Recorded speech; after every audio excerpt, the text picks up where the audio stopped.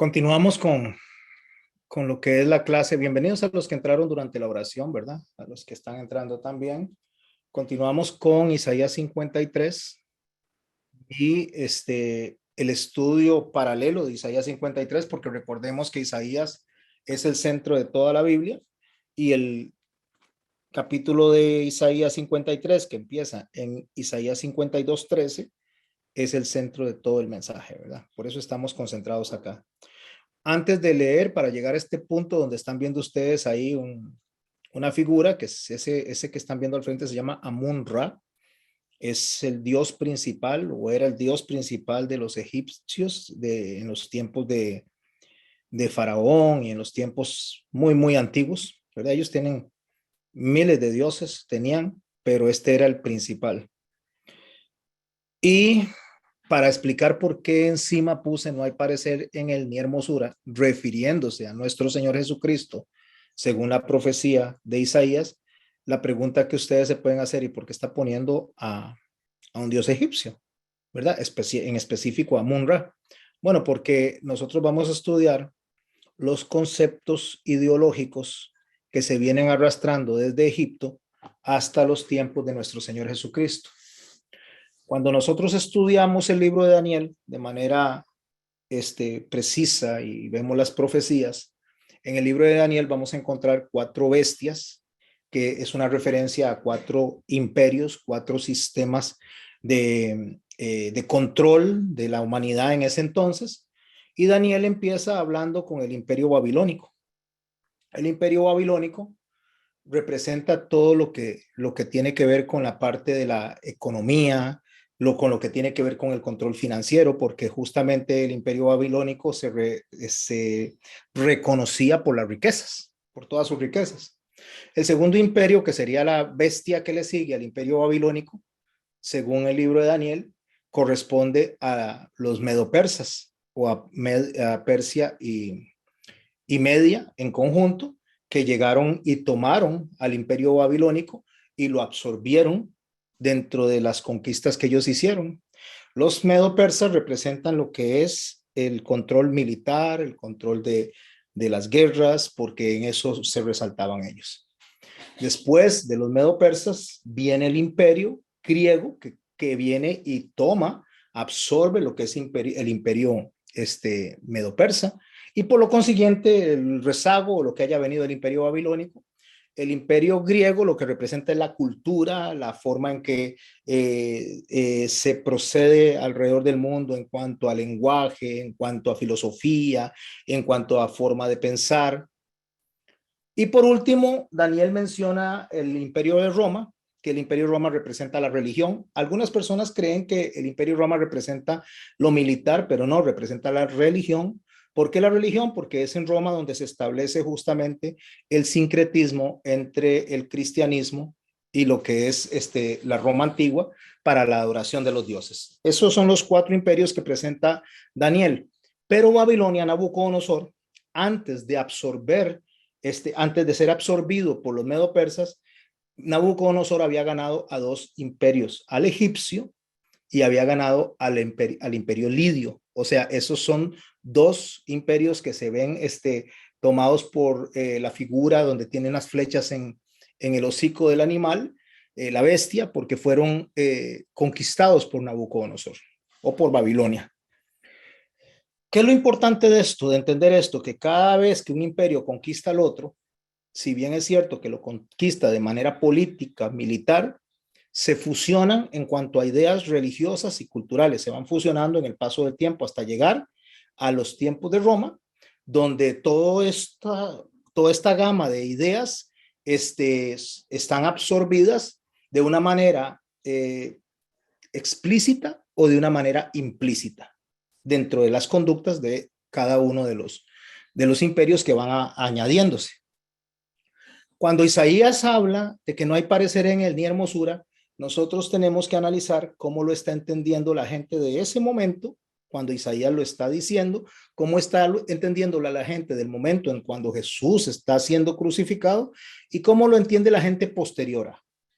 Al final de cuentas, recordemos que las profecías eran algo que sucedió algo que estaba sucediendo y algo que iba a suceder. En el caso de Isaías, para el momento de 700 años antes de Jesús, también tenía que ver con ello, nada más que Isaías se pone, como lo dijimos en la primera clase, se pone de una forma retrospectiva, viendo desde el futuro, la conclusión va más allá de la cruz, va más allá de lo que es la resurrección de Jesús, y se pone en un futuro, en la redención, el restablecimiento de lo que es Israel para con Dios.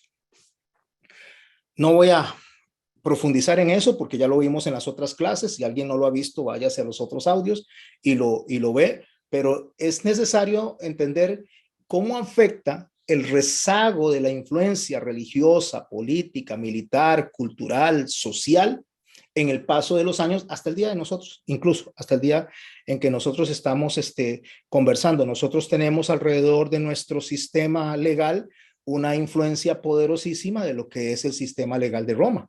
De hecho, la mayoría de lo que son leyes alrededor del mundo están basadas en el sistema legal de Roma. En cuanto a lo que es la influencia democrática, lo que es la organización del voto, lo que es este tipo de cosas, viene influenciada por los griegos, que ellos fueron los que practicaron primero lo que es la decisión popular a la hora de poner gobernantes, ¿verdad? Y cuando hablamos de sistemas militares, entonces vamos a irnos a sistemas militares de la antigüedad, donde incluso los de la West Point analizaban conquistas de toda esa gente y esos guerreros para poder entender la conducta militar de aquellos tiempos y cómo absorber o aprender para nuestras épocas. Así que todo lo que está en el pasado influencia el presente e influenciará el futuro. Eso va a ser así, creo que hasta que nuestro Señor venga y cambie todo esto, porque nosotros no somos, lo voy a decir de esta manera. A ver, nosotros no somos originales, ninguno de nosotros. No hay personas originales, algo que usted diga, bueno, es que José es original o don Carlos es original. Nosotros somos influenciados por personas, somos influenciados por circunstancias, somos influenciados por lugares donde vivimos. Por lo tanto, nosotros no seríamos lo mismo que somos ahora si hubiéramos nacido, de ejemplo, en Pakistán o si hubiéramos nacido en China. Seríamos diferentes porque somos influenciados por las circunstancias y por el exterior. Aunque tenemos una naturaleza individual, aunque tenemos una forma de pensar, pero todo eso se va moldeando con el paso, con el tiempo, incluyendo en la parte teológica. Nosotros absorbemos lo que nos enseñan, en este caso el pastor Garmendia, pero cuando ustedes encienden una prédica, cuando ustedes abren un libro, cuando ustedes leen la Biblia, ustedes empiezan a crear en su mente y en su corazón una fe que va a trazar la conducta de ustedes, o en el caso mío, la mía, según lo que las circunstancias nos vayan enseñando también, sean las adversas o sean las circunstancias positivas. Espero estarme explicando con todo lo que estoy diciendo, porque de la misma manera que nosotros recibimos el texto de Isaías, no lo recibe todo el mundo. O de la misma manera que ustedes y yo en conjunto entendemos algo, no lo entiende todo el mundo, porque depende de lo que hayan absorbido en el paso del tiempo. ¿Por qué tenemos que comprender esto, mis hermanos? Porque si yo no comprendo esto, yo voy a ser duro con personas que interpretan de manera equivocada un texto, pero no es porque tal vez tengan mala fe en lo que están haciendo, sino básicamente que lo que están haciendo es entendiéndolo según lo que han aprendido en el paso del tiempo. Hay algo que se conoce como principios en la Biblia. Los principios no varían nunca. Lo que varían son las aplicaciones de ese principio. Lo que usted y yo, o ustedes y yo estamos aprendiendo ahora son principios. Si yo el principio lo aprendo bien, yo voy a tener una buena aplicación de ese principio en mi vida, en la vida del que vive en África, en la vida del que vive en Europa. O sea, ese principio no va a variar, no importa dónde vivamos. El problema es que cuando yo no manejo el principio de una manera adecuada, yo voy a modificar las aplicaciones según el entorno en que yo haya crecido. Entonces esas aplicaciones van a darme una interpretación bíblica basada en las circunstancias más que en el principio. ¿Qué significa eso? Significa que yo voy a interpretar la Biblia por emociones y por opinión. Y ahí es donde se hace tanta diversidad de pensamientos porque la mayoría de las personas ponen su opinión o ponen las circunstancias o ponen sus emociones a la hora de interpretar el texto. Si nosotros hacemos de lado emociones, hacemos de lado las circunstancias y hacemos de lado nuestra opinión y nos tomamos el principio, la Biblia se va a interpretar siempre igual. Por eso cuando yo leo no hay parecer en él ni hermosura, yo necesito saber qué dice ahí. Porque cuando dice ahí no hay parecer en él ni hermosura, lo que se nos viene a la mayoría de las personas, o se le viene a la mayoría de las personas, es solo nuestro Señor Jesús en la cruz, cuando estaba en la cruz. Pero el texto va más allá de la cruz. El texto tiene unos principios que nosotros tenemos que evocarnos en aprenderlos, tenemos que escudriñar, tenemos que escarbar para poder nosotros tener la interpretación correcta del texto. Entonces, cuando ustedes ven lo que yo puse ahí, que no hay parecer en él ni hermosura, esta palabra parecer en él, si usted se va al interlineal en hebreo, que está escrito ahí, la palabra ahí es ra. La palabra ra tiene que ver con admiración, tiene que ver con algo que simboliza la luz y que representa el máximo esplendor. Esa es la palabra ra. Lo que ustedes están viendo ahí, la figura de Amón Ra. Entonces, cuando dice no hay parecer en él ni hermosura, más que solamente, y no lo digo de manera que le reste importancia al sacrificio de nuestro Señor, que estaba ensangrentado, estaba totalmente destruido todo su cuerpo y se veía mal. Lo que está hablando de no hay parecer en él ni hermosura era que no se le reconocía con admiración, no se le conocía con este esplendor, no se le veía como luz, o sea, no se le veía a él como el judío de la época esperaba ver al Mesías. Me estoy refiriendo a nuestro Señor Jesús en sus tiempos. Entonces, cuando dice no hay ra en él ni hermosura, lo que está diciendo es que no era reconocido como ellos pensaban que él iba a venir. ¿Cómo creían ellos que iba a venir? Ellos que pensaban que iba a venir tal vez de una cuna de rey, que tal vez iba a venir de algún tipo de sacerdote o sumo sacerdote. O sea, ellos no podían imaginarse a un rey. No olviden, por favor, cerrar los micrófonos al entrar. Ellos no podían imaginarse a un rey en una cruz, en un instrumento de maldición, en un instrumento de castigo para los criminales, el instrumento más cruel. Si bien es cierto que lo inventaron los persas, ese instrumento de castigo lo perfeccionaron los romanos. Los persas lo inventaron y la gente moría muy rápido. Los romanos le pusieron el patíbulo, que es donde se ponen los pies para que el cuerpo se levante con las rodillas un poquito dobladas. Al poner la persona en la cruz clavada o amarrada, cualquiera de esas dos formas, entonces donde la persona necesitaba respirar, se apoyaba sobre sus talones, subía así de esta manera, y eso le daba bocanadas de aire que le alargaban el sufrimiento. O sea, en lugar de morir en una hora o en media hora, le tomaba 3, 4 horas y a veces hasta un día completo para morir. Se dice, según la historia, que a Andrés le tomó 3 días para morir. A Andrés, uno de los discípulos. Mientras su esposa al pie de la cruz oraba y cantaba y le decía a él que orara y cantara donde estaba en la cruz. Eso es lo que dice la historia no bíblica, escrita por los historiadores que siguieron los pasos de los apóstoles.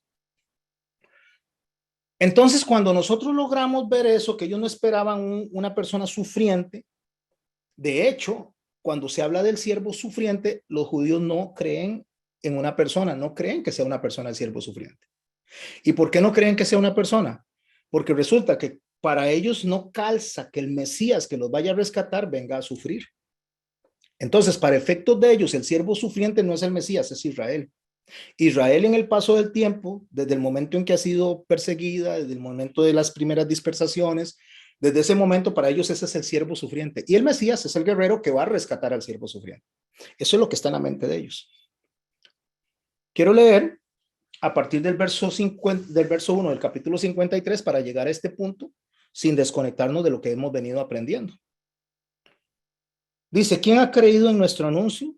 Y sobre quién ha manifestado el brazo de Jehová, se ha manifestado el brazo de Jehová. Está hablando de quién ha creído en el anuncio de que tenía que venir alguien a sufrir por los pecados de nosotros. Cuando el Señor dice allá en el capítulo 6, ¿quién es el que va a hablar por nosotros? Y Isaías dice, heme aquí, conectándose a eso. ¿Cuál anuncio? El anuncio de la necesidad de una redención para un pueblo como Israel y por lo consiguiente para nosotros que somos introducidos dentro de la promesa, somos insertados en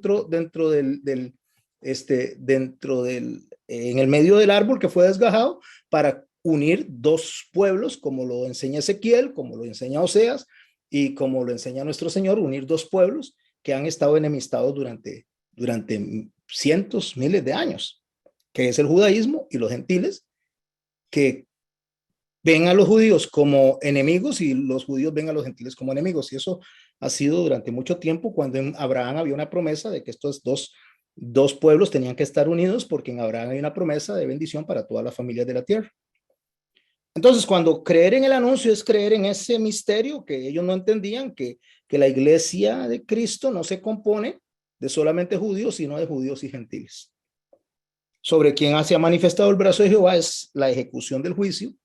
Cuando se pregunta sobre quién se va a satisfacer la justicia, la demanda de justicia de Dios, y es sobre nuestro Señor, donde empieza a decir, subirá cual renuevo delante de él, y como raíz de tierra seca, no hay parecer en él, ni hermosura, le veremos más sin atractivo para que le deseemos. ¿Qué dice el verso al inicio?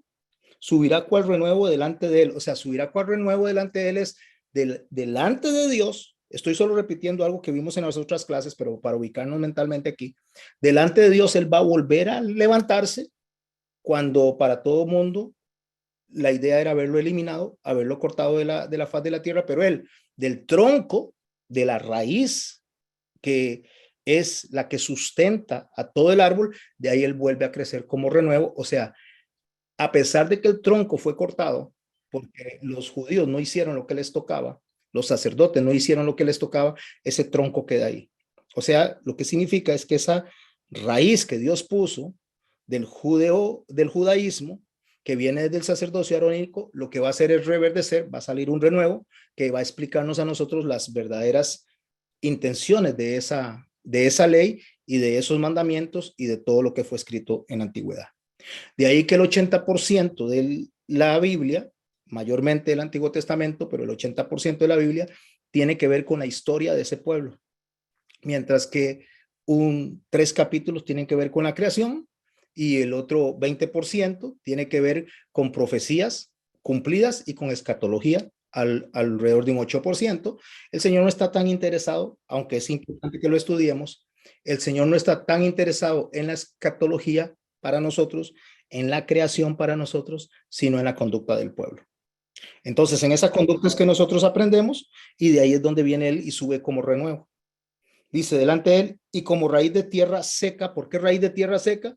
Porque recordemos que Él empieza a predicar en la Galilea de los gentiles, donde no hay palabra, donde no hay enseñanza, y ahí es donde Él empieza a hablar a esa tierra que parece que no va a producir nada, pero en nuestro Señor empieza a producir vida. Y llegamos al punto que estamos estudiando hoy. No hay parecer en él ni hermosura. Ok. Vea todo lo que tenemos que tener presente para llegar aquí. Apenas estamos en la mitad del versículo 2. A mí me encanta estudiar Isaías y me llena mucho estudiar Isaías 53. Ok, no hay parecer en él ni hermosura, o sea, no había admiración, no había luz, no habría esplendor, no había brillo, no habría algo que reconocer de él como de la realeza, y por lo tanto fue menospreciado. Aquí entonces vamos a empezar a estudiar en qué fue menospreciado. Realmente no fue en la fe que fue menospreciado. Es que ahí es donde está el problema. La mayoría de las personas piensan que el Señor fue crucificado por asuntos de fe, y no fue por asuntos de fe, sino por la figura, por lo que él representaba. Entonces hoy vamos a estudiar cuando dice que no hay parecer en él, ¿A qué se refería? Porque ese no parecer en él es el que lo llevó a la cruz, básicamente, desde antes de que fuera ejecutado. En la religión romana, o sea, que consistía, y puede seguir conmigo la lectura, al igual que entre los griegos, había un conjunto de cultos o cuerpos de cultos de doctrinas que se venían absorbiendo durante el tiempo.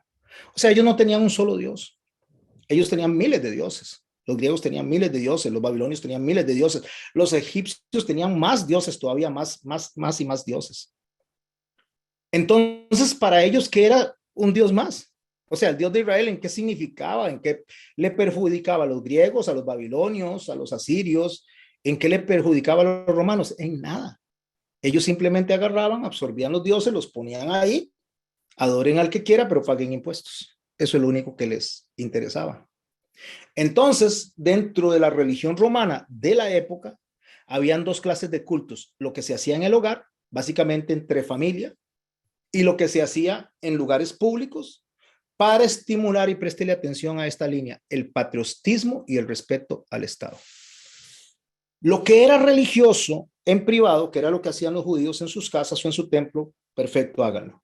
Pero se estimulaban ciertos cultos, se estimulaban ciertas presentaciones que levantaran lo que es el reconocimiento al imperio. Sentimientos patrióticos, sentimientos de defensa, y por eso algunos dioses eran reyes guerreros. En la época imperial, en la época en que Jesús, nuestro Señor, está caminando y predicando, vamos a añadir el culto al emperador, porque el emperador se consideraba como un dios, entre muchos dioses. O sea, en términos generales, mis hermanos, se trataba de una religión tolerante con todas las religiones extranjeras. Pues los romanos absorbieron los dioses griegos, los dioses egipcios, los dioses frigios, y ahí va poniendo usted todos los dioses. Entonces, ¿por qué lo crucifican? Si no hay problema con dioses, si no hay problemas de fe, si no hay problemas de lo que él predicara, porque el Estado, me refiero a Roma, que tenía la autoridad de aplicar la pena capital, no los ocupados. En este caso, los ocupados eran los israelitas. Ellos podían ejercer ciertas normas de castigo, podían ejercer ciertas leyes, menos la pena capital. La pena capital estaba reservada, y digo pena capital para el que no lo conoce, a lo que es la pena de muerte. La pena capital estaba reservada para el imperio. Ellos eran los que decidían cómo morir una persona. Pero entre las cosas que se hacían dentro del imperio, lo más grave que podía existir se conocía como el perduleio. Y el perduelio,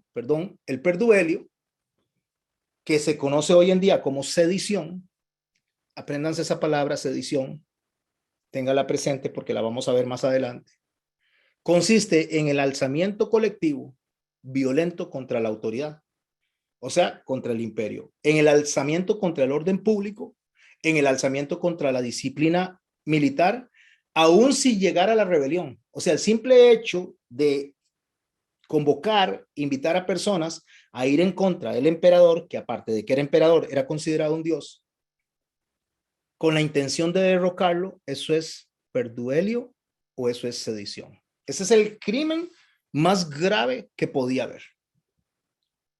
Habían muchos crímenes penados, habían muchos crímenes castigados, el robo, los asesinatos y todo eso, pero rebelarse contra el imperio, la sedición, eso era lo peor que podía pasar. Tengámoslo presente esto, mis hermanos, porque ahora vamos a ver algunas cosas que tenían que ver con lo que estaba pasando alrededor del perduelio o de la sedición. En Lucas 23, en el verso 6, cuando a Pilato se le presenta nuestro Señor Jesucristo, o le presentan a nuestro Señor Jesucristo, Pilato oye decir que es de Galilea. Y leo el texto, verso 6, capítulo 23 de Lucas. Entonces Pilato, oyendo decir Galilea, preguntó si el hombre era Galileo. Bueno, pues por supuesto que la respuesta fue afirmativa, él viene de Galilea. Recordemos que Galilea estaba bajo la jurisdicción, no se olviden de ese nombre, bajo la jurisdicción de Herodes, y aparte de la jurisdicción de Herodes, de Galilea se consideraba que venía lo peorcito. O sea, los criminales, los ladrones, las personas que tenían poca monta, las personas que eran reconocidas como lo más malito del Imperio Romano, se reconocía en Galilea. De ahí que cuando a Natanael le dicen que el Señor viene de Nazaret, entonces él dice, pues podrá venir algo bueno de ahí, que pertenecía a Galilea. O sea, dice, ¿cómo va a venir el Mesías de ahí? Ni ellos mismos pensaban, o sea, ¿cómo va a venir ahí? Tiene que venir de Jerusalén, tiene que venir de algún sacerdote, un sumo sacerdote, no puede venir de Galilea. O sea, es como que digamos que nosotros le vamos a decir para no sentirnos mal con ninguna población de aquí, de nuestro país, pero vamos a inventar un nombre que se llama el Chorrillo. Y que en el Chorrillo está lo más criminal de lo criminal, ¿verdad? Entonces, como que alguien diga, ay, el Mesías lo encontramos en el Chorrillo. El Chorrillo. ¿Cómo va a venir el Chorrillo? ¿Cómo es eso? O sea, ¿cómo no viene de Escazú? ¿Por qué no viene de allá de Montelimar? Digo yo, o sea, de la parte allá de donde viven los presidentes. ¿O cómo no viene del lado alto de Santana, donde están esas casotas, ¿verdad? Pero del Chorrillo. O sea, eso no nos cabe en la cabeza. Claro, eso le dicen a Herodes, a Pilato, y Pilato, que él sabe que él tiene la jurisdicción en Jerusalén, él dice, aquí me quito el tiro de este. Y no, mis hermanos, porque él fuera un bonachón, porque fuera un hombre bueno, que quería hacer las cosas justas. No, simplemente él quería, no quiero problemas. ¿Y por qué no quería problemas? Porque según Josefo, el historiador, uno de los historiadores más importantes que hay acerca de la época, incluso hasta llegar al tiempo del año 70, cuando fue invadido Jerusalén por medio de Tito Vespasiano,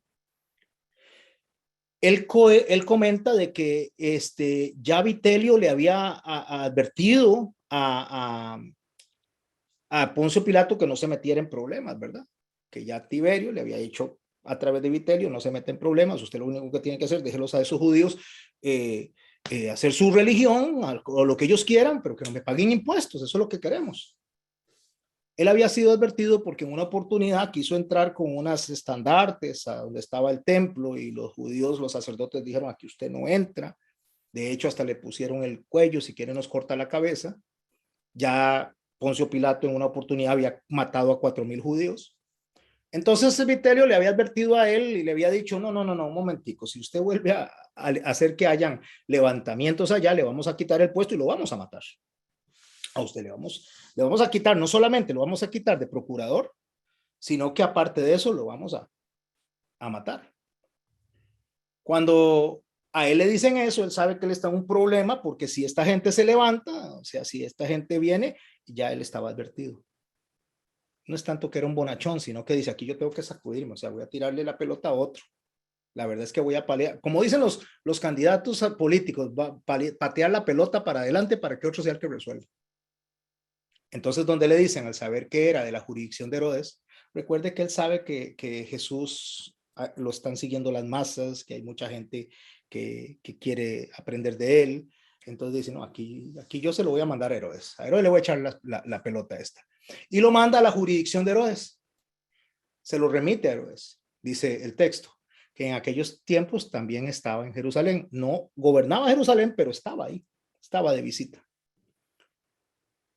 Como estamos hablando de un aspecto político, más que un aspecto de fe, porque el problema es que se ha estudiado Isaías 53 alrededor de un aspecto de fe cuando es un asunto político.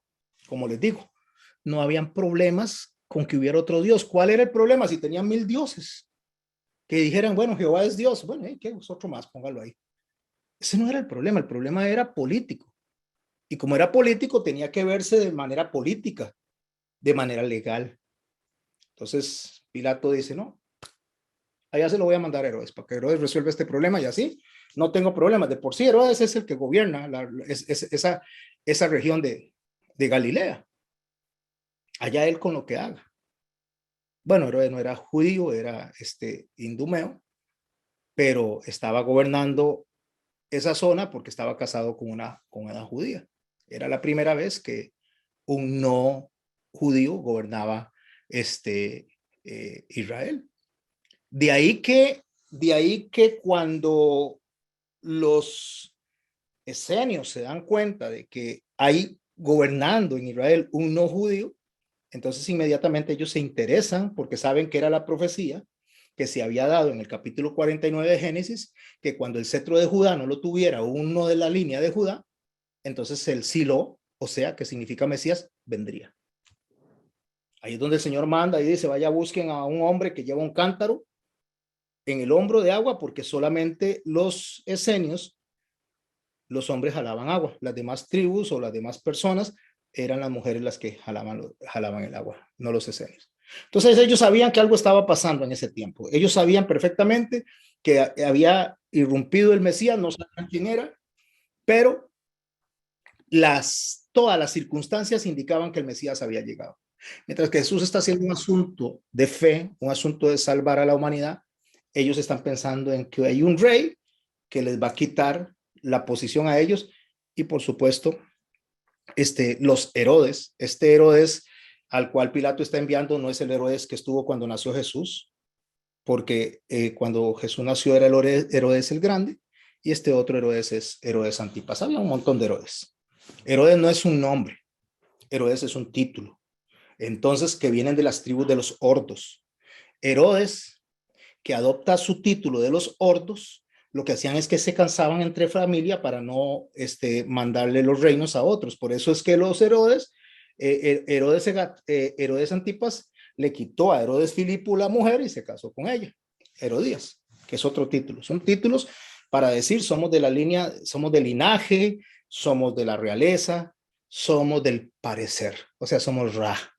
Tenemos brillo, tenemos hermosura, tenemos reconocimiento, nosotros somos los más espléndidos. Por supuesto, Jesús no se veía así, no se veía espléndido, se veía un carpintero, nacido en Galilea, perseguido, seguido de maleantes para ellos, ¿verdad? De 12 maleantes que lo seguían, de personas de poca monta. Eso era lo que veían ellos en la gente. Entonces, no había que prestarle. Políticamente no tenía ninguna importancia hasta que suceden estos hechos, ¿verdad? Entonces lo mandan a la jurisdicción de Herodes. Ahora, ¿qué es jurisdicción? Porque yo necesito saber qué es jurisdicción. Si bien es cierto, tenemos hermanas abogadas aquí que saben lo que yo voy a explicar en este momento, no todas las personas manejan esos términos legales. Entonces yo necesito saber por qué lo mandaron donde Herodes. Y cuando se habla de enviarlo a una jurisdicción, ¿por qué se está enviando a él? Bueno, la jurisdicción es la potestad que se deriva de la soberanía de un estado. O sea, es a la persona a la que se le da, según el imperio, en este caso Tiberio, o en este caso Vitelio, que estaba en representación de Tiberio, le daba la jurisdicción o le decía, usted va a gobernar según yo le diga. Pero se reservaban algunas cosas. Los romanos se reservaban lo que era la pena capital y permitían que los judíos, a través del títere que estaba ahí puesto, que era Herodes, hicieran ciertos juicios, así se evitaban, dejaban las cosas de poca relevancia para el imperio en manos de Herodes, y si había algo que abordar, como ya era un levantamiento armado, lo que era un producto de sedición, entonces ellos lo tomaban. Eran los únicos que estaban facultados a llevar a una cruz a alguien, a la cruz a alguien, no los judíos. Los judíos tenían otros tipos de castigo tolerados, pero el Estado no le permitía, en este caso el imperio no le permitía aplicar la muerte en cruz. Por eso el Señor Jesús no podía ser muerto directamente por los judíos porque no hubiera cumplido con la profecía. Él tenía que ser subido a un madero, él tenía que morir en una cruz. De ahí que los judíos tenían que presentárselo al Estado, y por eso el Estado, el imperio, en un proceso que viene desde Egipto, por Lidia, por Babilonia, después por los medopersas, después por los griegos, hasta llegar a los romanos, eso va generando un sistema político, social y de gobierno al cual irrumpe nuestro Señor, y en ese sistema es que él tenía que ser juzgado, no en otro. Porque si hubiera sido en otro sistema, entonces él hubiera muerto de otra manera, tal vez con flechas, tal vez decapitado, tal vez quemado, tal vez aserrado, dependiendo del imperio, pero tenía que llegar en ese preciso instante para morir de esa manera, porque así se cumplía la profecía. Entonces, esta jurisdicción o potestad que se deriva de la soberanía es para aplicar el derecho en un caso concreto. O sea, en este caso, en un caso de sedición, para resolver de modo definitivo e irrevocable una controversia. ¿Por qué se lo mandó él a Herodes? Para que Herodes resolviera de manera definitiva. Bueno, mandémoslo a matar, o cortemos la cabeza, o hagamos algo con él, o latiguémoslo, o sea, no importa, porque aunque Herodes no tenía la autoridad de matar, ni los judíos tenían la autoridad de matar, en alguna medida a veces había tolerancia en eso. Por eso es que había tolerancia para no tener conflictos, para no luchar con eso. Entonces, en delitos menores, dejaba que se resolviera a la manera judía o a la manera de cualquiera de los estados ocupados por el imperio. A Herodes le tocaba resolver eso de una manera, hacer una controversia, era algo que debería él haber tomado posición según el criterio de Pilato. Es de Galilea, vaya para allá. Entonces, esa facultad de jurisdicción que es ejercida de forma exclusiva por los tribunales de cada lado, que se integraba por jueces autónomos e independientes, en este caso Herodes era quien debía haber juzgado a nuestro Señor Jesucristo. Jurisprudencia viene de dos palabras, juris y dictionis, dos palabras en latín. Juris es el acto de decir el derecho y dictionis es el pronunciamiento. O sea, lo que significa que a Herodes le tocaba pronunciar la sentencia contra Jesús, según lo que había apreciado de manera legal Poncio Pilato. Bueno, a Herodes no le interesa juzgarlo. Herodes dice el texto que lo estaba esperando al Señor Jesucristo con alegría para que le hiciera algo ahí, como un hechizo, alguna brujería, porque él estaba esperando como una especie de brujo, como una especie de Merlín. Y claro, nuestro Señor Jesús no hace nada, se queda callado y él dice, qué aburrido mándenselo a Pilato. Le pone la capa de él, y cuando le pone la capa de él, lo que está representando es que el Señor está muriendo también por los judíos. ¿Por qué? Porque él representaba el judaísmo. Entonces, cuando le pone la capa, el Señor automáticamente recibe una tarea de manera simbólica o figurada que está muriendo por las autoridades judías. Cuando el Señor viene y le quitan el manto de él, lo rifan y le ponen una capa militar, está muriendo también por los militares, por los que representaban en ese momento el poder imperial. Y así cada una de las vestiduras de él representa una muerte por un grupo de personas. Lo devuelven a Herodes. Herodes no le gustó, se lo mandan a Pilato entonces para que haga él el juicio.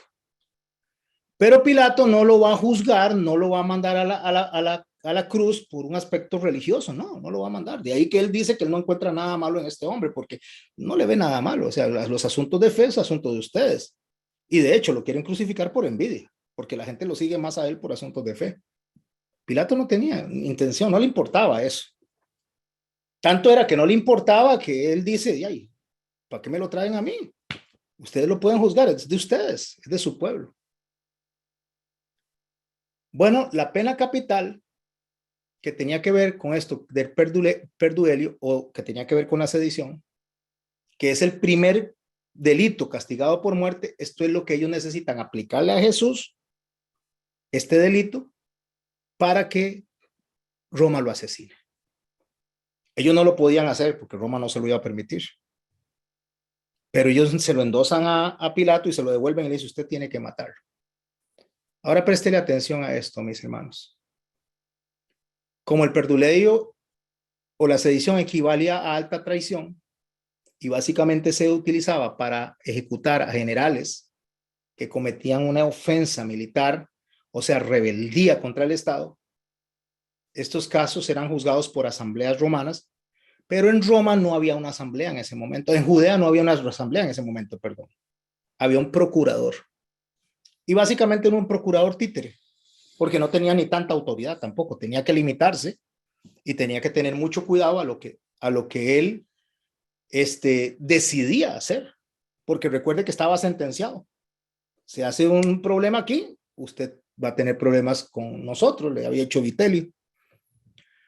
Así que habían dos clases de delito, que era la deserción o lo que se le va a aplicar al señor: intento de golpe de Estado contra el orden político establecido.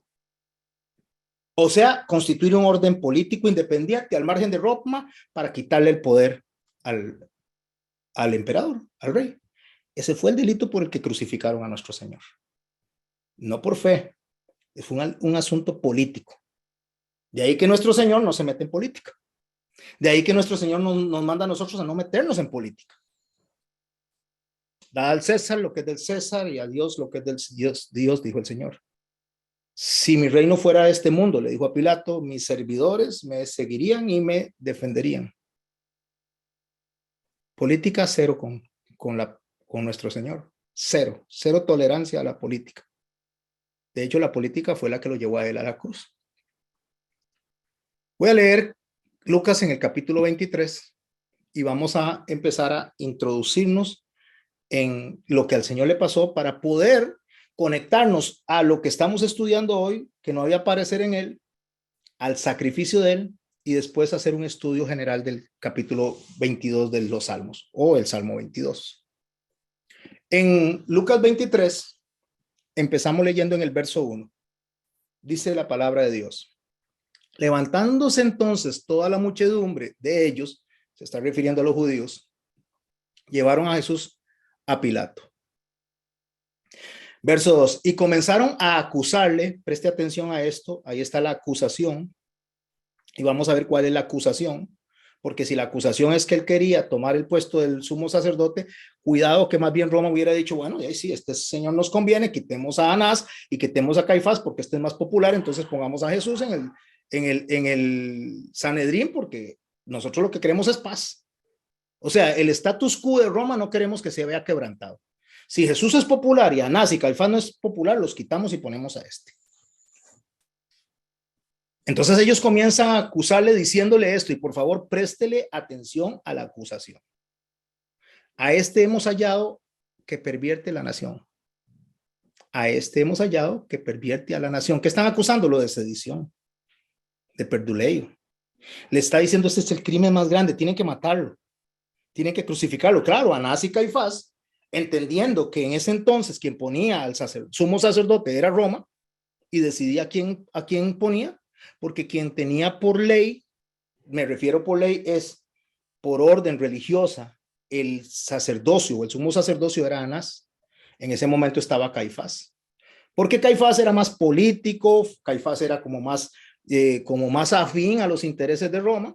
Entonces Roma, bueno, Caifás usted va a dirigir, pero Caifás, como sabía que el pueblo obedecía a Anás, entonces, que era su suegro, por cierto, entonces Caifás hacía muchas cosas a través de Anás, porque el pueblo iba a obedecer a Anás más que a él. Caifás era un títere político, era un títere del imperio. Llegan estos judíos y dicen, hemos hallado al que pervierte la nación, que prohíbe dar tributo a César. Vea qué importante. O sea, este dice que no le den tributo a César, o sea, está tocándole la bolsa, señores. Está tratando de rebajar los impuestos, o más bien decir que no le paguen impuestos. Este es un delito directamente contra el Estado. Y no solo eso, escuche lo que dice este señor, diciendo que él mismo es el Cristo, un rey. Listo, ahí está la acusación. La acusación ante Roma es, este señor es un sedicioso, este señor viene a querer colocarse como rey, él viene a derrocar al rey.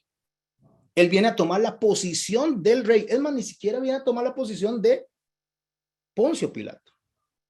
De hecho, él no quiere tomar la posición de Herodes, él quiere tomar la posición del emperador. ¿Y sabe usted que Poncio Pilato? Esto es un problema para usted, porque nosotros lo estamos viendo y usted lo está pasando por alto. Creo que usted va a tener que dar cuenta de eso. Claro, el hombre está en capilla ardiente, el hombre sabe que tiene que problemas, pero escuche lo que dice el verso 13. Estoy nada más pasando unos versos más adelante para que podamos meternos dentro del texto y estudiarlo un poco más profundo, como debe estudiarse un texto bíblico. Entonces Pilato, convocando a los principales sacerdotes, a los gobernantes y al pueblo, principales sacerdotes se está refiriendo al Sanedrín, Cuando llama a los gobernantes, está hablando de los ancianos que deberían de estar gobernando en vez de Caifás, pero que no gobernaban porque el imperio romano los dejaba de lado. Eso es lo que se conoce como un senado en silencio o un senado a la espalda del Sanedrín. Eran los que deberían de estar gobernando, pero Roma escogía o permitía a ciertas personas en los puestos altos y al pueblo. El pueblo es al populacho. Entonces llama y les dice esto: preste por favor atención a lo que Pilato dice. Me habéis presentado a este como un hombre que perturba al pueblo, pero habiéndole interrogado, yo delante de ustedes, de vosotros, no he hallado en este hombre delito alguno de aquellos de que le acusáis. ¿De qué le estaban acusando? De sedición. Yo no estoy viendo que este hombre sea sedicioso. O sea, yo no le estoy viendo ningún problema político a este hombre. Yo no veo a este hombre como queriendo tomar una posición política. Yo veo a este hombre simplemente que está trabajando asuntos de fe, y eso es competencia de ustedes, no mía. Es más, les voy a decir algo, dice en el verso 15. Y ni aun Herodes, porque os remitía a él, o sea, ni siquiera Herodes, que es de su pueblo, que gobierna a ustedes, encontró nada digno de muerte contra este hombre. Ni siquiera el rey de ustedes, aunque era un rey títere, pero le está diciendo, ni siquiera Herodes encontró algo digno de muerte. Bueno, lo que voy a hacer es algo, dice el verso 16, le voy a soltar después de castigarlo. Lo voy a soltar. Claro, si eso hubiera pasado, entonces la profecía no se hubiera cumplido y Jesús no sería el Mesías. Aunque lo hubieran matado los judíos, aunque lo hubieran matado el pueblo, aunque lo hubiera matado el Sanedrín, no importa quién lo hubiera matado, si muere en otro instrumento que no sea la cruz, lo descalificaba como el Mesías. Sigamos leyendo. En el verso 18 dice, mas toda la multitud dio voces a una diciendo, fuera con este, suéltanos a Barrabás. Pero préstele atención a lo que dice el verso 19, mis hermanos. Acuérdese lo que les vengo explicando de la sedición. Este había sido echado en la cárcel por sedición en la ciudad y por homicidio. Este era el hombre que tenía todas las calificaciones, tenía todos los antecedentes, tenía todo para ser crucificado. Él, no el Señor. Eso fue lo que dijo Pilato. Este hombre lo que tiene es asuntos que ustedes lo quieren matar por envidia, porque la gente lo sigue, porque la gente lo ama, porque la gente dice, oh, wow, qué bien habla. Ese es el problema que ustedes tienen. Ustedes tienen problemas de envidia. Ese es el problema, pero no es un problema político. Barrabás sí tenía un problema político. Entonces les habla otra vez Pilato, verso 20, queriendo soltar a Jesús, pero ellos volvieron a dar voces. Dar voces no es hablar, es gritar, diciendo, crucifícale, crucifícale. Él les dijo por tercera vez. Y veo que subrayo por tercera vez, porque iba a ser imposible, aunque él fuera un hombre poderoso, aunque en su mano estuviera la decisión, ya las circunstancias lo habían acomodado en un lugar, en una situación donde él no lo podía soltar. Cuando digo no podía, no estoy hablando de que no, si él tomaba la decisión de soltarlo, eso no iba a ser respetado. El problema es que si él lo soltaba, iba a haber un levantamiento y iba a tener que dar cuentas al emperador de por qué se levantaron estos judíos, si ya estaba él advertido. Entonces, por tercera vez, él dice, escuche lo que pregunta, pues, ¿qué mal ha hecho este? Bíblicamente, teológicamente, es una examinación del Cordero antes de crucificarlo. Pero deseo en este momento, mis hermanos, que nos salgamos un momento de la parte bíblica, de la parte profética y nos concentremos en la parte política. Y deseo eso porque si no es por esto, el Señor no hubiera sido crucificado. Por eso él dice, ningún delito digno de muerte. ¿Por qué digno de muerte? Porque eso que lo están acusando ustedes, él no lo ha hecho y lo que a ustedes les parece que está mal, no es para matarlo. Ningún delito digno de muerte hallado en él, le castigaré pues y le soltaré por tercera vez. Mas ellos, dice el verso 23 de Lucas 23, mas ellos instaban a grandes voces pidiendo que fuese crucificado. Y las voces de ellos, de los principales sacerdotes, prevalecieron, o sea, gritaban más que los seguidores de nuestro Señor Jesucristo.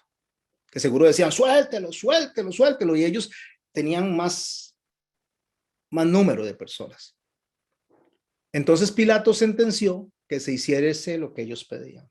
Bueno, vamos a hacer lo que ellos quieren. Y le soltó a aquel que había sido echado a la cárcel por sedición y homicidio, a quien habían pedido, y entregó a Jesús a la voluntad de ellos, o sea, a lo que ellos quisieran de él, hacer con él. Mis hermanos, nosotros, saliéndonos de la parte política de la crucifixión, entendiendo Isaías 53, que es la redención de ese pueblo que lo mandó a crucificar, y de nosotros también, por consiguiente, como una extensión de la misericordia del Señor hacia el pueblo gentil como nosotros. A mí me pone mucha atención esto. De hecho, he estado trabajando en esto, y cuando llegue al capítulo 22 de los Salmos, o al Salmo 22, a mí esto me ha ministrado mucho. Mientras escribo esto, me ha ministrado mucho. Porque cuando yo analizo la conducta a la voluntad de ellos, mis hermanos, no difiere mucho de nuestra conducta. No difiere mucho de nuestra conducta. Ellos escogieron al criminal, ellos escogieron al sedicioso, ellos escogieron al homicida, ellos escogieron al ladrón, en lugar de al santo, al inmaculado, al rey, al que les amaba. Escogieron al que no les amaba, al que más bien había matado gente. A veces, mis hermanos, nosotros tenemos ese tipo de situaciones voy a decirlo, dentro de la congregación, dentro de la iglesia. La gente se va con los que no lo aman, con los que le quieren sacar plata, con las personas que quieren simplemente beneficios, sea de autoridad o sea beneficios económicos, que aquellas personas que se entregan de manera genuina y sincera por ellos. Eso no dista. Hoy en día pasa constantemente. A la gente le gusta ser engañada. A la gente le gusta la mentira. A la gente le gusta que le digan, ah, sí, Jesús murió, y ahora lo vamos a ver cuando lleguemos ahí, murió por nuestras enfermedades. En una posición totalmente descontextualizada. Porque si Jesús murió por mis enfermedades y yo no sano, entonces creo que Jesús mintió. Pero eso lo voy a explicar dentro de un rato.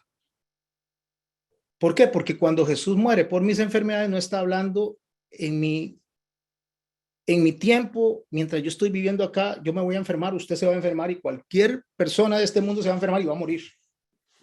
No hay quien no muere y no hay quien no enferme. No existe una persona que no le pase eso. Y si Jesús llevó sobre sus hombros nuestras enfermedades, sobre su espalda y sus hombros, y llevó nuestro dolor, entonces, ¿qué significa eso? Es lo que vamos a estudiar, mis hermanos. Cuando Isaías describe que se le ve a él sin atractivo, para que le decíamos, si bien es cierto que en Isaías 52:14, que habla del siervo sufriente, lo coloca en la cruz, va más allá de la cruz. O sea, va hasta el fin de los tiempos. En Isaías 52 lo describe de así, en el verso 14. De la manera que muchos se asombraron de ti, pueblo mío, así fue desfigurada su apariencia más que cualquier hombre, y su aspecto más que el de los hijos de los hombres. Eso lo dice cuando inicia en los primeros versos que conectan al siervo sufriente, porque como les digo, la profecía no inicia en 53:1, sino inicia en 52:13, donde habla de él desfigurado. Pero aquí hay dos cosas que tenemos que entender y tenemos que observar. No solamente está hablando de la apariencia física de él. El rechazo no fue solo por su apariencia física, porque él no tenía apariencia física en ese momento. O sea, me refiero, cuando él andaba predicando, cuando él estaba enseñando, eso no le había afectado a él, no había sido desfigurado. Él fue desfigurado en la cruz. Y ya cuando estaba en la cruz ya había sido rechazado. Había sido entregado, había sido traicionado cuando estaba en la cruz ya. Pero los 3 años y medio anteriores, ¿qué fue lo que causó ese rechazo? Por su apariencia de poder. El problema es que nos enfocamos a la cruz, pero no vemos cómo llegó a esa cruz. Él no caminó los primeros años cuando andaba con los discípulos desfigurado, lleno de sangre. Él no caminó con su piel despedazada, no. Él caminó bien, como cualquier otro ser humano. Fue ahí, en esa última noche, donde llegó a esa posición. ¿Qué era lo que esperaba el pueblo judío entonces? Para llevarlo al rechazo y ponerlo en la cruz, que eso es otra cosa. Voy a leer unos textos especialmente de Lucas, y me gusta Lucas porque Lucas es un historiador, donde nosotros vamos a ver en el verso 15 esta declaración del médico historiador. Lucas 3, verso 15. Como el pueblo estaba en expectativa, entonces, ¿qué era lo que tenía el pueblo? Una expectativa. ¿De qué? El pueblo estaba en expectativa, preguntándose todos en sus corazones si acaso Juan sería el Cristo. ¿Cuál era la expectativa? La expectativa era de saber quién era el Cristo y cuándo había de venir. Esa era la expectativa. Pero ellos no estaban esperando a alguien que fuera a morir en la cruz. Ellos estaban esperando a alguien que hiciera una rebelión, que hiciera un levantamiento, como lo había hecho en su momento, o como había defendido al pueblo en su momento David, excelente guerrero. Un hombre reconocido por todos los tiempos como un militar de primera, con una excelente estrategia. Esa era la expectativa de ellos. Ahora vea lo que dice el verso 8, me devuelvo un poco hacia atrás del verso 15. Había pastores en la misma región que velaban y guardaban las vigilias de la noche sobre su rebaño, y he aquí se les presentó un ángel del Señor, y la gloria del Señor los rodeó de resplandor y tuvieron gran temor. Pero el ángel les dijo: no temáis, porque he aquí os doy buenas nuevas de gran gozo, que será para todo el pueblo, que os ha nacido hoy en la ciudad de David un Salvador, subraye la palabra Salvador, que es Cristo el Señor. ¿Qué están entendiendo ellos? ¿Que llegó un hombre a morir en una cruz? No. Ellos están entendiendo que llegó alguien que los va a quitar de la opresión, del dominio que han tenido durante siglos, para que Israel sea libre. ¿Basado en qué? Basado en una profecía que hay en Daniel y basado en una profecía que hay en Isaías. Eso era lo que ellos estaban esperando. En Mateo 2, versos 1 al 3, también vemos cómo ellos estaban a la expectativa de otro tipo de Mesías. Dice el verso 1 del capítulo 2 de Mateo: cuando Jesús nació en Belén de Judea, en los días del rey Herodes, vinieron del oriente a Jerusalén unos magos diciendo: ¿dónde está el rey de los judíos que ha nacido? Escuche, por favor. ¿Dónde está el rey de los judíos que ha nacido? No está preguntando dónde está el sacerdote. No está preguntando dónde está la persona que los va a llevar a ustedes a una paz espiritual con Dios. ¿Dónde está el rey que ha nacido? Porque su estrella hemos visto en el oriente y venimos a adorarle. Oyendo esto, el rey se turbó y toda Jerusalén con él. ¿Por qué se turba? Ya casi voy, Johnny. ¿Por qué se turba el rey y por qué se turba Jerusalén? El rey porque le van a quitar su posición de rey. Y Jerusalén porque dice: aquí está, nació el que nos va a liberar. Esa es la turbación que hay ahí. Y ahorita vamos a explicar en qué se basa ellos para estar ellos absortos, para estar ellos en esa posición de expectativa, de deseo, de felicidad de lo que estaba pasando. Johnny. No, sí, simplemente algo pequeño, que el versículo anterior no era Mateo 3:8, sino 2:8. Mateo 2:8. El de A ver, anterior, cuando decía había pastores en la misma región, es please. 2:8. Mateo 2:8, por favor, corríjanlo. Muchas gracias, Johnny. Muchas gracias. A veces cuando escribo y muy rápido, a veces pongo un dedito donde no tiene que ir. ¿Qué era lo que estaban esperando ellos? ¿Cuál era su expectativa? Un guerrero, un militar, alguien que derrocara al emperador, que era considerado un dios, por cierto. ¿Basado en qué profecía? Basado en ciertas cosas que se dejaron descritas tanto en Daniel como Isaías como en Nehemías. Por ejemplo, cuando Daniel habla de las 70 semanas, voy a decir algunas cosas que probablemente ustedes van a querer preguntar, no las pregunten en esta clase, porque entonces necesitaría de mucho tiempo para explicarles los de las 70 semanas. Y es en referencia a esto. Algunas personas cuentan 69 semanas y quedan una semana flotando en el aire para cuando nuestro Señor venga, a la cual le llaman la gran tribulación. Pero cuando el conteo se hace de manera correcta, las 70 semanas, la número 70 fue cuando nuestro Señor Jesucristo fue crucificado. No hay semanas flotando en ningún lado. O sea, las profecías no son con días flotando ni semanas flotando. La última semana de Daniel tiene que ver con la semana de la crucifixión de nuestro Señor y después con la figura de Esteban, donde ve al Señor sentado en el trono. Por eso le digo, no me pregunten, porque si me preguntan, nos vamos a salir de aquí. Y eso toma mucho tiempo explicarlo. Aparte de mucho tiempo explicarlo, ya lo vimos en otras clases cuando estudiamos el libro de Daniel, no porque no quiera decirlo, sino por lo que acabo de decirles, que nos saldríamos totalmente de lo que estamos haciendo acá. Pero leo el texto, Daniel 9:24. 70 semanas están determinadas sobre tu pueblo y sobre tu santa ciudad. Tu pueblo, Israel, santa ciudad, Jerusalén. Para terminar la prevaricación y poner fin al pecado. Tomar la prevaricación, prevaricato, es cuando una persona se pone a gobernar y gobierna para sí mismo y no gobierna para el pueblo. O sea, en lugar de gobernar para el que lo puso al frente, en este caso Dios, lo hace para sí mismo, con su propio fin. Es por eso que Pablo menciona después que vendrán hombres amadores de sí mismos, que tendrán apariencia de piedad.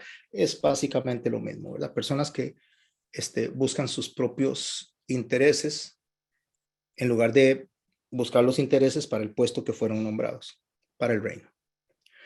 Pero la idea es que al completar estas semanas, 70, va a terminar la prevaricación y poner fin al pecado y expiar la iniquidad, la conexión que hay de pecado hasta Adán.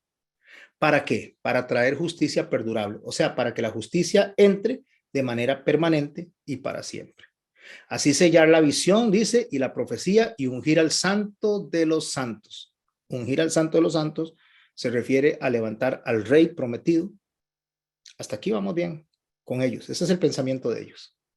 ¿Sabe pues si entiende? Le dice a Daniel el ángel que desde la salida de la orden para restaurar y edificar a Jerusalén, o sea, la salida de la orden significaba desde que Ciro dijo hay que reconstruir, pero ese no es el punto donde se empiezan a contar las 70 semanas. Porque desde la salida de la orden para restaurar y edificar a Jerusalén hasta el Mesías príncipe habrá 7 semanas y 62 semanas. O sea, de ese punto hasta que el Mesías venga van a pasar esas semanas. 7 semanas y 62 semanas.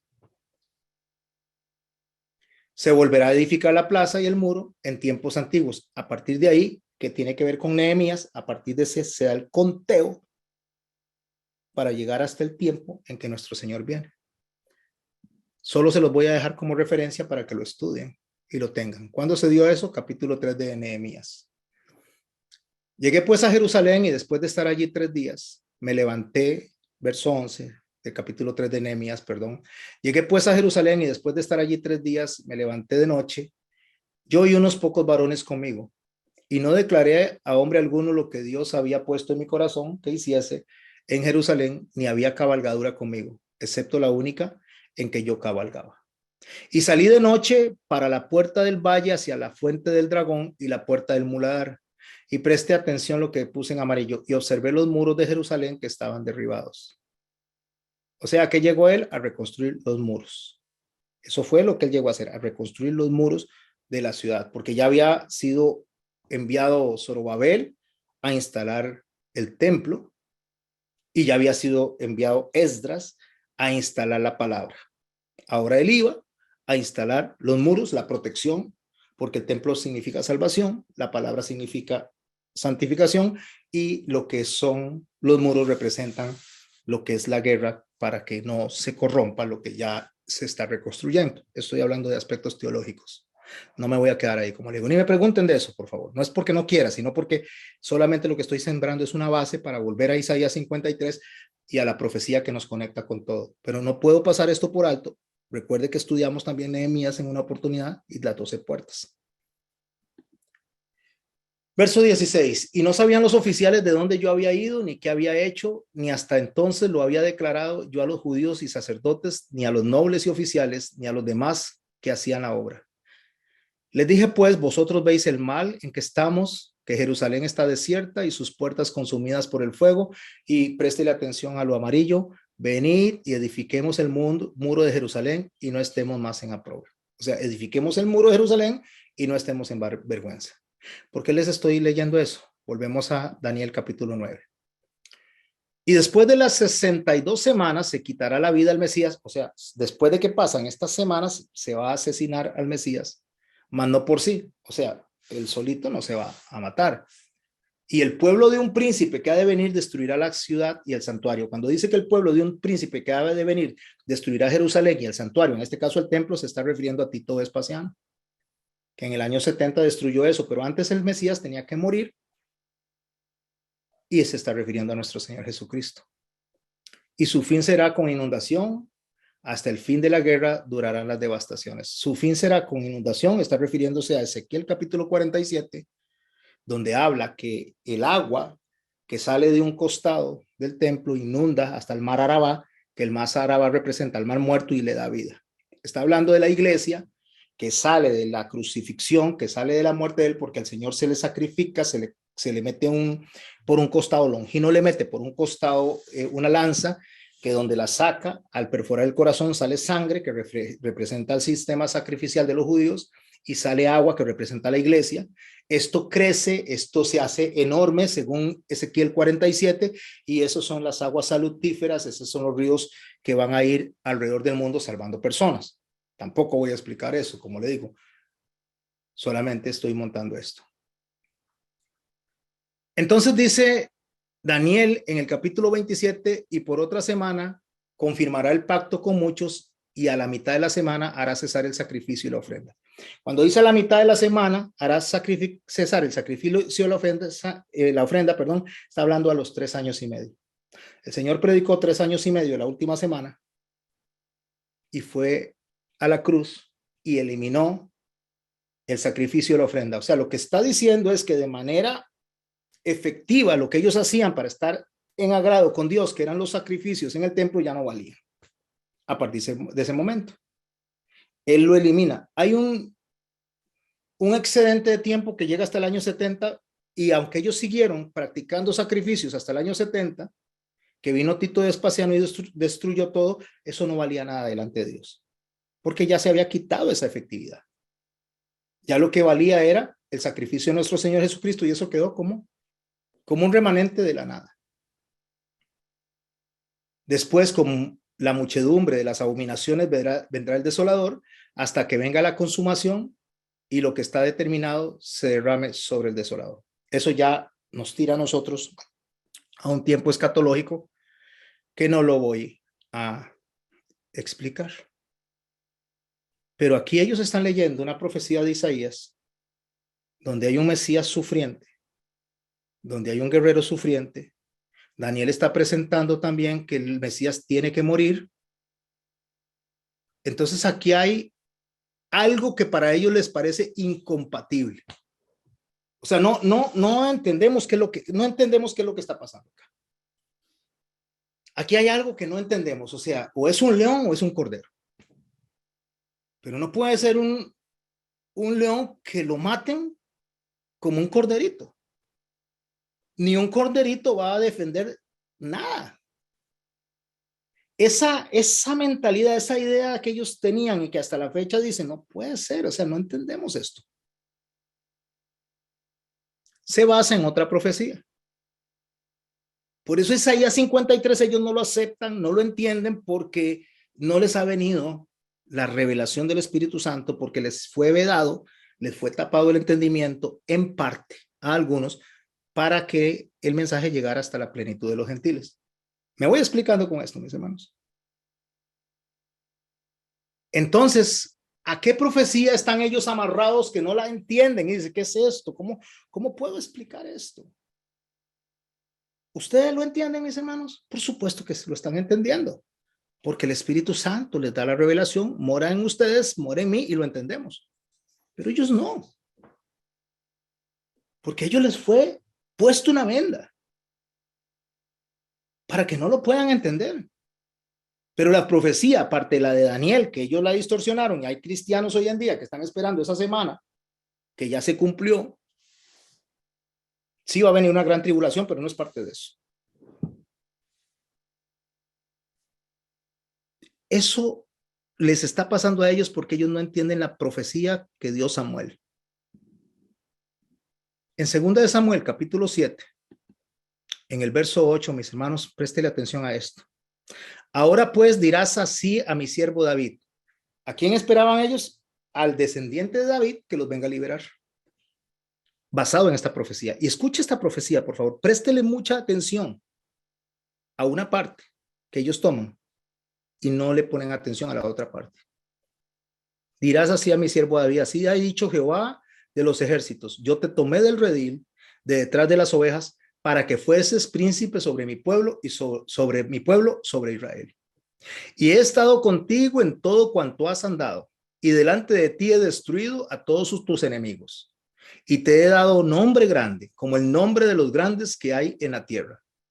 Además, yo fijaré, por favor, préstele atención a lo amarillo que yo pongo. Además, yo fijaré lugar a mi pueblo Israel y lo plantaré, para que habite en lugar y nunca más sea removido, ni los inicuos le aflijan más, como al principio, desde el día en que puse jueces sobre mi pueblo Israel. A ti te daré descanso de todos tus enemigos. Así mismo Jehová te hará saber que él te hará casa. Ya, mis hermanos, aquí lo que se le está diciendo, claro, va a venir un guerrero, una persona que viene descendiente de la línea de David, nos va a rescatar y nunca más, ¿qué es lo que dice aquí? Nunca más nadie los va a afligir. O sea, no puede ser que asisten una cruz. Esto no es lo que está diciendo Samuel. Y préstele atención al verso 12, mis hermanos, del capítulo 7 de la segunda libro de Samuel. Y cuando tus días sean cumplidos, entonces lo sumamos a las otras profecías, y duermas con tus padres, yo levantaré después de ti a uno de tu linaje, el cual procederá de tus entrañas, y afirmaré su reino. Afirmar, nunca vamos a ser perseguidos, nunca vamos a ser destruidos, vamos a estar para siempre contentos y felices. Esto no era, mis hermanos, algo que llegara a las expectativas de ellos.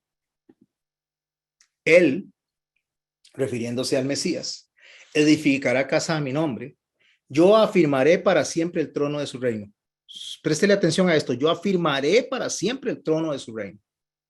Yo le seré al Padre y él me será a mi hijo. Y si él hiciere mal, yo le castigaré con vara de hombres y con azote de hijos de hombres. Aquí entonces dicen, pero ¿cómo está esto? O sea, va a mandar un guerrero y si hace mal, entonces lo va a castigar. Entonces ellos asociaron esto con Salomón, porque Salomón dice, no, esta profecía es de Salomón, porque a Salomón hizo mal y recibió castigo de Dios. Está escrito en el libro de Eclesiastés y está escrito en la carta, en los libros a los reyes. Este es Salomón, pero lo que no entienden es que él está siendo castigado no por su pecado, sino por el nuestro. Eso es lo que pesa sobre los hombros de nuestro Señor. Por eso es que en el verso 15 dice, pero mi misericordia no se apartará de él, como la aparté de Saúl, al cual quité de delante de ti.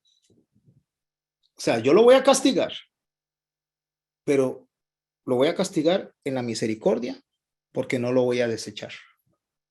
Y dice el verso 16, y será confirmada tu casa y tu reino para siempre. Póngale mucha atención a esa palabra para siempre, nunca más, para siempre, nunca más. ¿No les parece a ustedes que si ustedes fueran judíos dirían, pero ¿cómo es que Jesús muere en la cruz? Y en esas condiciones. No, este no es el Mesías. Todavía andamos corriendo, todavía nos quieren quitar la tierra, estamos luchando, todo está. Entonces ellos vienen y dicen que el siervo sufriente no era Jesús, el siervo sufriente no es el Mesías, sino es Israel, porque estamos sufriendo hasta que venga el Mesías guerrero a rescatarnos. Por eso él es rechazado y por eso están esperando un guerrero. Será afirmada tu casa y tu reino para siempre delante de tu rostro, y tu trono será estable eternamente. Eternamente. Conforme a todas estas palabras y conforme a esta visión, así habló Natán a David. Así que Isaías 53, lo mismo que Samuel, lo mismo que Ezequiel, lo mismo que Daniel, lo mismo que Oseas, y cualquiera no está hablando de nuestro Señor solamente en la cruz, y subrayo solamente, sino que está trascendiendo los tiempos más allá de la cruz hasta el final del tiempo, hasta conectarnos con Apocalipsis. Entonces ahí es donde nosotros vamos a aprender la razón por la cual fue el rechazado. Porque básicamente la razón por la cual fue rechazado, que fueron dos, que es en una confesión futura, que están en los versos 2 y 3 de Isaías 53, es porque no entendieron ni han entendido hasta la fecha la obra de nuestro Señor Jesucristo. Esperaban un león y ¿qué llegó? Un cordero. Pero resulta que la profecía habla de un cordero y león. Lo que pasa es que no a la misma vez. Primero un cordero y después un león. ¿Por qué lo rechazaron? Por eso es que dice que escondimos de él su rostro. Y el verso 3 de Isaías 53 dice, despreciado y desechado entre los hombres, varón de dolores, experimentado en quebranto, como que escondimos de él el rostro, fue menospreciado y no lo estimamos. Para yo entender esto, necesito salirme de Isaías 53 y meterme al salmo paralelo de la crucifixión, que es el Salmo 22, para poder poner a nuestro Señor Jesucristo reflejado en el Salmo. O sea, lo que el Salmo refleja es a David cantando el Salmo en una superposición con Jesús. Déjenme explicarles qué es una superposición. Yo no sé si ustedes lo hicieron cuando chiquitos, pero usted agarraba un papel, le ponía aceite y se hacía transparente y agarraba un dibujo y lo calcaba. Eso es superposición, es calcar algo. Por eso ustedes ven esa niña, o no sé si es un niño, que está calcando un conejo. Entonces, superponer es agarrar un dibujo abajo, ponerle encima un papel y calcarlo. Eso es superponer algo. Vamos a agarrar el Salmo al frente, vamos a poner un papel que es Jesús y vamos a calcar el Salmo en Jesús. ¿Qué les parece? Porque eso nos va a ayudar a nosotros a entender un poco más. Y espero, mis hermanos, nos queda poco tiempo, son 40 minutos, espero terminar, por lo menos avanzar un poquito más en lo más posible en el Salmo, para que podamos penetrarnos dentro de esa comparación que hace el Salmo 22 con Isaías 53 y con toda la profecía. A mí esto me ha ministrado mucho, mis hermanos, y Dios permita que ustedes sean ministrados. Calquemos, hagamos una calca en las palabras de David. Salmo 22, verso 1. Dios mío, ¿por qué me has desamparado? Se está yendo a la cruz, a las palabras de nuestro Señor. ¿Por qué estás tan lejos de mi salvación y de las palabras de mi clamor? Dios mío, clamo de día y no respondes, y de noche y no hay para mí reposo. Recuerde que está hablando David con la superposición de nuestro Señor encima para poder entender lo que él estaba sintiendo en la cruz. Quítese todas las ideas, mi hermano y mi hermana. Quítese todos los pensamientos. Sáquese todo lo que ustedes hayan concebido y metámonos en la mente de nuestro Señor Jesucristo en la cruz a través de las palabras de David. Calquemos los pensamientos de nuestro Señor. Pero tú eres santo, le dice al Padre. Tú que habitas entre las alabanzas de Israel. En ti esperaron nuestros padres. ¿Quiénes son los padres? Abraham, Isaac, Jacob. Esperaron y los libraste. Clamaron a ti y fueron librados. Confiaron en ti y no fueron avergonzados. Ahí está la mente. Ahí está pensando todo lo que está pensando en esa cruz. No lo está diciendo, lo dijo a través de la superposición. Mas yo soy gusano y no hombre, dice, aprobio de los hombres y despreciado del pueblo. Todos los que me ven me escarnecen, estiran la boca, menean la cabeza, diciendo, se encomendó a Jehová, libérele él, sálvele, puesto que en él se complacía. Y si usted lee los evangelios, eso es lo que pasa, pasaban al frente y meneaban la cabeza y decía, si es el Hijo de Dios, que se baje de ahí. Lo menospreciaban, lo escarnecían, que se libere, si es el Hijo de Dios, que llame a Dios y que lo libere, sálvese, si tanto le complacía. Pero tú eres el que me sacó del vientre. ¿Por qué? Porque lo puso en el vientre de una mujer para que naciera en este mundo. Filipenses capítulo 2. El que me hizo estar confiado desde que estaba en los pechos de mi madre. Sobre ti fue echado antes de nacer. O sea, ya mi sentencia de muerte había sido dictada desde antes que naciera. Desde el vientre de mi madre, tú eres mi Dios. No te alejes de mí porque la angustia está cerca. Nos lleva al Getsemaní, donde él está llorando y diciendo si es posible que pase de mí esta copa.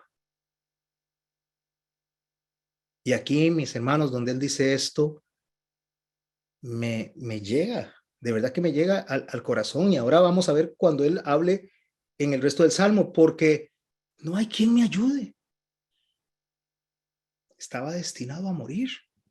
Estaba destinado a ir a la cruz. Ni siquiera Pilato, con todo su poder y con su decisión, podía sacarlo. Dios había decidido que él fuera a la cruz. Y dice algo, mis hermanos, y aquí es donde el Espíritu empieza a ministrar mi corazón de tal forma que yo deseo que también ustedes lo reciban. Me han rodeado muchos toros, fuertes toros de Basán me han cercado. Abrieron sobre mí su boca como león rapaz y rugiente. Como un momentico. ¿Cómo un toro o es un toro o es un león? O sea, un toro de Basán me ha acercado. O sea, los toros de Basán están cerca de mí y como león rapaz y rugiente abren su boca para comerme. ¿Qué es esta figura tan extraña que está presentando el canto de David, que nos superpone a nuestro Señor en sus pensamientos cuando estaba siendo crucificado? ¿Qué es un toro de Basán? Los toros de Basán eran toros enormes, fuertes, corpulentos. ¿Y qué es un león? Rugiente. Un león rapaz es el animal depredador por encima de todos. ¿Qué está diciendo él? Como toros de Basán, como león rapaz y rugiente. Mis hermanos, cuando estos fuertes y poderosos toros los cercan y abre la boca como leones, lo que está diciendo es que son portadores de la amarga copa que tenía que beber. Esos toros, o sea, ese es el poder de la amargura que lo tenía que atropellar a él, que lo tenía que embestir como un toro. Pero aunque lo estuvieran atropellando, aunque lo estuvieran embistiendo, son aliados del Padre, son demandantes de la justicia de Dios. Los toros de Basán representados ahí están representando justicia enviada por Dios. Por eso es que cuando habla del león que cobra la presa, o sea, que se come la presa, representaban los toros, lo que está hablando es dos naturalezas distintas que se unen en una sola. O sea, el toro embestirlo demanda su vida. Y los leones al comerlo demandan su alma. O sea, mientras que el león amenaza con devorar el alma, los toros traspasan el cuerpo. Él lo que está viendo es que tiene que morir en la cruz como demanda de justicia de el Padre, y por eso dice, me han rodeado muchos toros, fuertes toros de Basán me han cercado, abrieron sobre mí su boca como león rugiente. A ver si nos explicamos un poquito más. Ellos esperaban un guerrero. Según Isaías 59, y la profecía de Zacarías, el varón sufriente no calza en la interpretación de ellos. Por eso lo rechazaron y por eso lo siguen rechazando. Volvamos al Salmo 22 y síganme acompañando, por favor, en esa superposición de David sobre lo que Dios está viviendo, sobre lo que nuestro Señor está viviendo. He sido derramado como aguas, Ezequiel 47, y todos mis huesos se descoyuntaron. Y escuchen, mi hermano, esta parte que yo puse en grande. Mi corazón fue como cera derritiéndose en medio de mis entrañas. Mis hermanos, Él viene y con todo el amor, con toda la entrega, con toda la compasión, a salvar a las personas que lo están crucificando. Su corazón se derrite,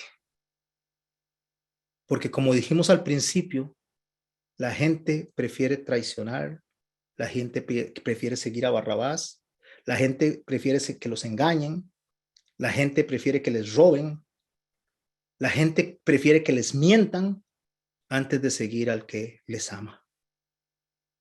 Y eso causa dolor, mis hermanos.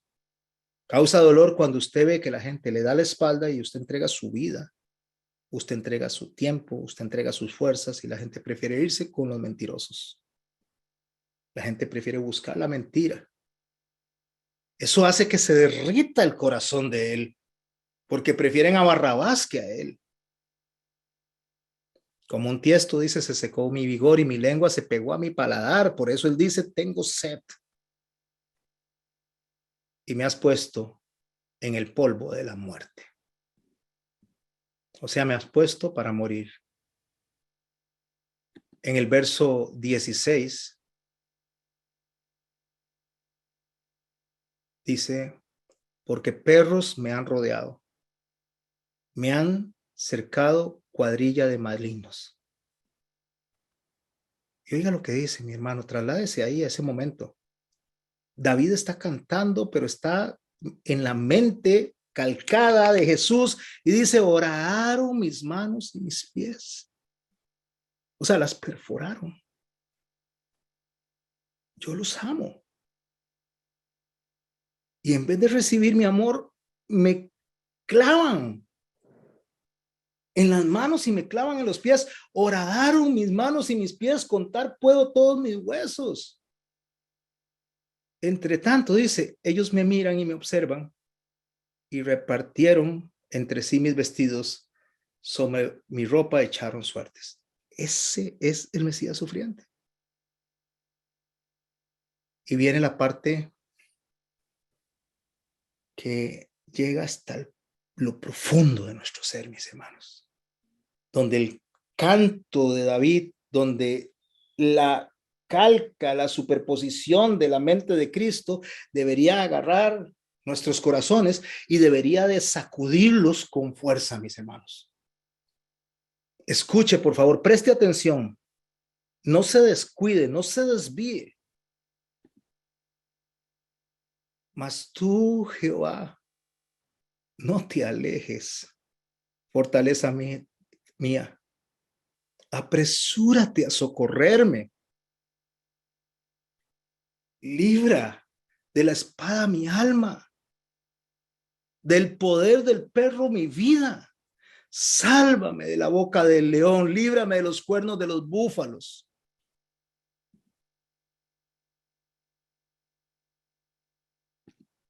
Anunciaré tu nombre a mis hermanos en medio de la congregación, te alabaré. Porque cuando Él muere y Él resucita, Él muere y resucita para anunciarnos a nosotros cómo acercarnos al Padre. Y en medio de nosotros, a través de la alabanza, de la adoración, nosotros glorificamos y exaltamos al Padre. ¿Quiénes somos nosotros? Los judíos, los gentiles. ¿Sabe quiénes somos nosotros? Los que teméis a Jehová, alabadle. ¿Judíos o gentiles? Los que teméis a Jehová, alabadle, glorificadle, descendencia toda de Jacob. Temedle vosotros, descendencia toda de Israel. Porque no menospreció ni abominó la aflicción del afligido, ni él escondió su rostro, sino que cuando clamó a él, le oyó. ¿Qué dice? No menospreció, o sea, no le importó ser afligido, no le importó el desprecio, no le importó la vergüenza, porque cuando le clamó a él y le dijo, Elí, Elí, lama sabactani, Dios mío, ¿por qué me has desamparado? Antes de morir, después de dirigirse a él como juez, Elí, Elí, como juez, termina entregando su espíritu, no como juez, sino como hijo. Cuando dijo, Abí, papito, en tus manos encomiendo mi espíritu. Empezó con juicio y terminó con honra. Por esa razón, de ti será mi alabanza en la gran congregación. Mis votos pagaré delante de los que temen. Comerán los humildes y serán saciados. Alabarán a Jehová los que buscan, vivirá vuestro corazón para siempre. Se acordarán y se volverán a Jehová todos de los confines de la tierra, y todas las familias de las naciones adorarán delante de ti. ¿Por qué? Por lo que hice. Porque de Jehová es el reino y él regirá las naciones. Por tanto, comerán y adorarán todos los poderosos de la tierra, se postrarán delante de él todos los que descienden al polvo, o sea, todas las personas que mueren, o sea, todo el ser humano. Aún el que no puede conservar la vida a su propia alma, la posteridad le servirá. Aún cuando nosotros no podemos vivir más de lo que queremos, cuando nosotros muramos y resucitemos en Cristo, entonces le vamos a servir. Esto será contado de Jehová hasta que la postrera generación, o sea, va a ser contado día tras día, y el Señor dice, anuncien mi muerte hasta que yo regrese. Vendrán y anunciarán su justicia a pueblo no nacido aún, anunciarán que él hizo esto. Mis amados hermanos, cuando usted estudia esto como debe de estudiarse, no hay forma de no conmoverse. No hay forma de no conmoverse. ¿Por qué, Señor? ¿Por qué, Señor, fuiste tan bueno con nosotros? ¿Por qué, Señor, pasaste y sentiste lo que sentían? Mis hermanos, es muy fácil que Barrabás hubiera sentido cualquier cosa porque era un pecador. Pero él no tenía por qué pasar por eso. Y él pasó. Él no tenía por qué sentir todo eso y él lo sintió. Él no tenía por qué vivir todo eso y él lo vivió. Ahora yo quiero quitar de lado, quitar a la iglesia. No porque no haya muerto por la iglesia, pero por un instante quiero quitar a la iglesia y ponerlo a usted en estas palabras. Yo, por favor, mis hermanos, no se concentren en el plural, perdónalos porque no saben lo que hacen. Concéntrense en las palabras cuando él dice, perdona a Cheney porque no sabe lo que hace. Perdona a Johnny porque no sabe lo que hace. Perdona a Felicia, Ariana, Will, Ania, a don José, a Marjorie, a Erna, a Alejandro, a Doris. Ponga su nombre ahí, mis hermanos. A Eric, a Brian, a doña Hilda.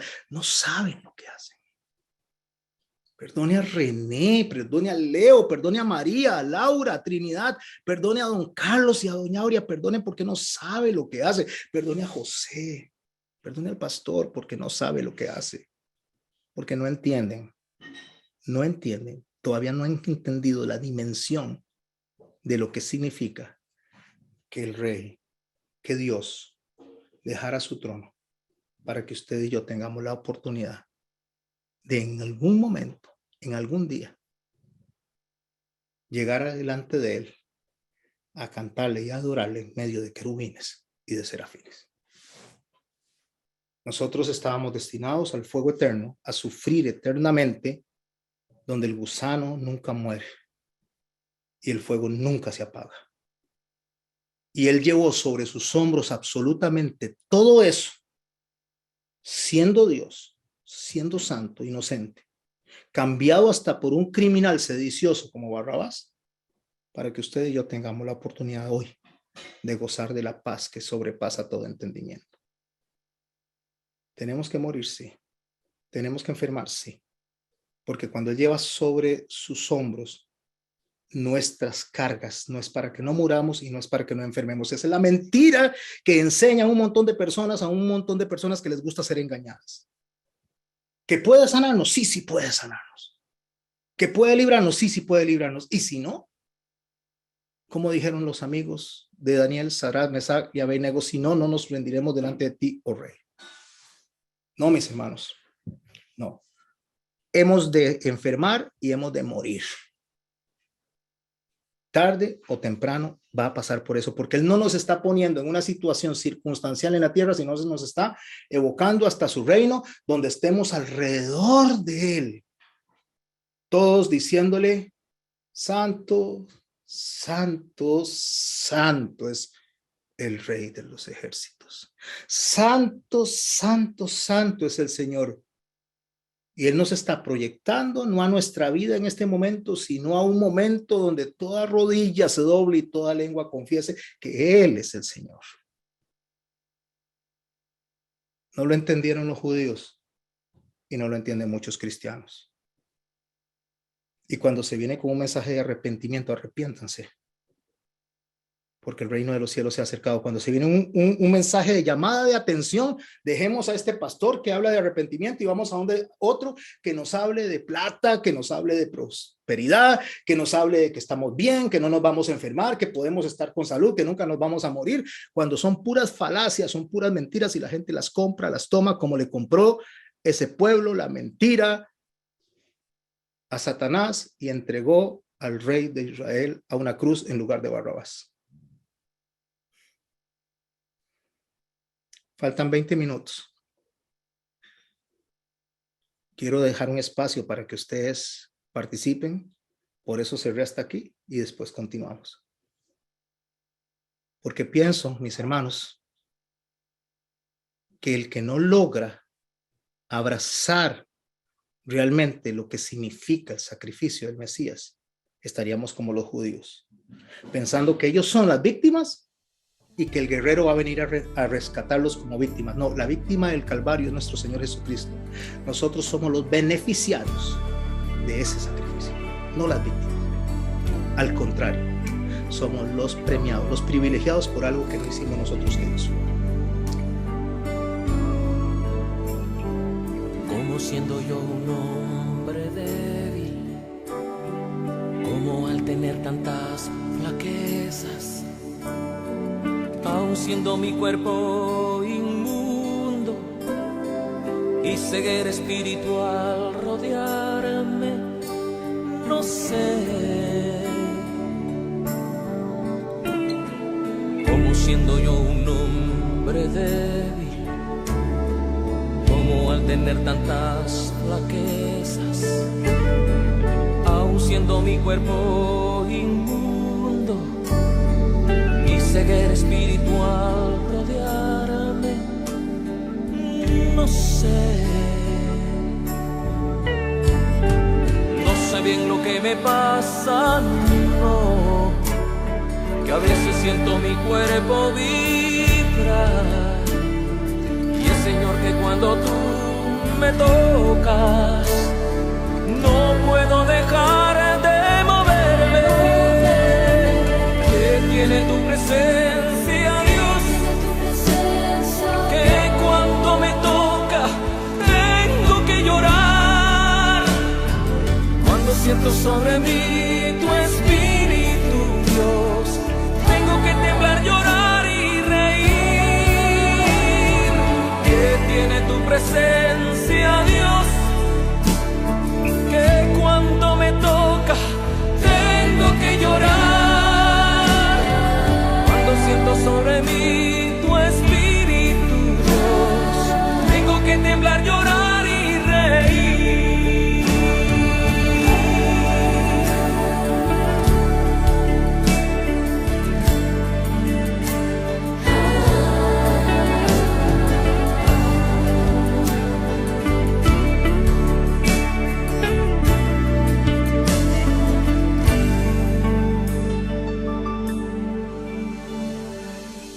sé por qué los querubines, serafines y ángeles te adoran.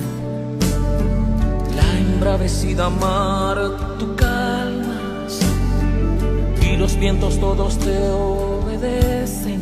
Sí, ya sé. Porque conquistas con tu amor las almas y guías al velero que perdido va. Tu Espíritu Santo me conforta y no puedo dejar de moverme. Que tiene tu presencia, Dios, que cuando me toca tengo que llorar. Cuando siento sobre mí tu Espíritu, Dios, tengo que temblar, llorar y reír. Que tiene tu presencia, Dios, que cuando me toca tengo que llorar. Cuando siento sobre mí